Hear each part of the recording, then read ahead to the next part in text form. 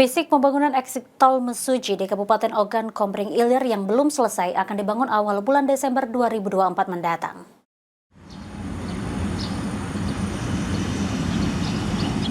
Pembebasan lahan menjadi permasalahan pembangunan eksit tol Mesuji di Kabupaten Ogan Komering Ilir yang hingga saat ini belum selesai.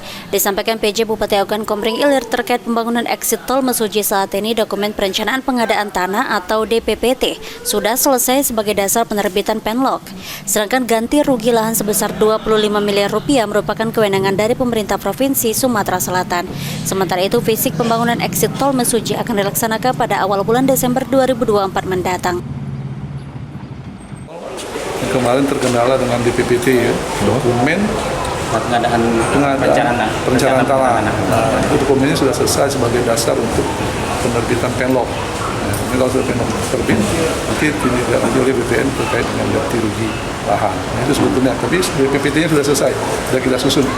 Dan tadi disampaikan Pak Gubernur bahwa untuk ganti rugi lahan sebesar 25 miliar itu menjadi kewenangan provinsi melalui dana DKDK.